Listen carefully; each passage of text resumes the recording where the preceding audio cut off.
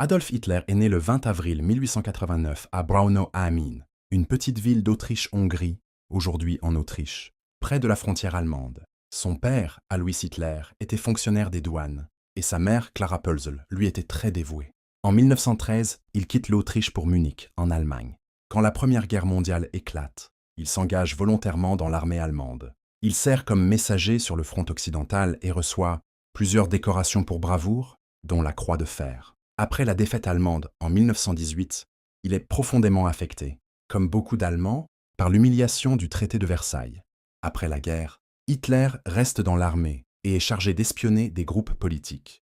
C'est ainsi qu'il découvre, en 1919 le DAP, Parti ouvrier allemand, qu'il rejoint rapidement. Il en devient le principal orateur et stratège. Le parti est renommé NSDAP, Parti national-socialiste des travailleurs allemands, mieux connu sous le nom de Parti nazi.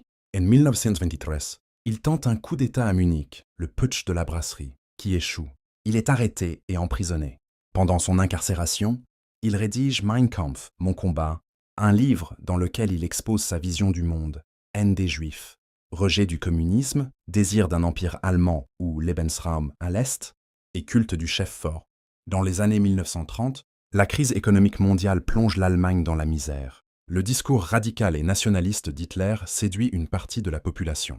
En 1933, il est nommé chancelier d'Allemagne par le président Paul von Hindenburg. Après l'incendie du Reichstag, il fait passer des lois d'exception qui lui donnent les pleins pouvoirs. Le régime nazi devient une dictature totalitaire.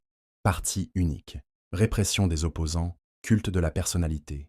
Hitler met en place une politique antisémite brutale qui va culminer dans la Shoah, l'extermination de 6 millions de Juifs, mais aussi d'autres groupes, Roms, handicapés, opposants politiques, etc. En politique étrangère, il viole le traité de Versailles, réarme l'Allemagne et annexe l'Autriche, Anschluss, puis la Tchécoslovaquie. Le 1er septembre 1939, il envahit la Pologne, déclenchant la Seconde Guerre mondiale. Le 30 avril 1945, alors que l'armée rouge entre dans Berlin, Hitler se suicide dans son bunker avec sa compagne Eva Braun, qu'il avait épousée la veille.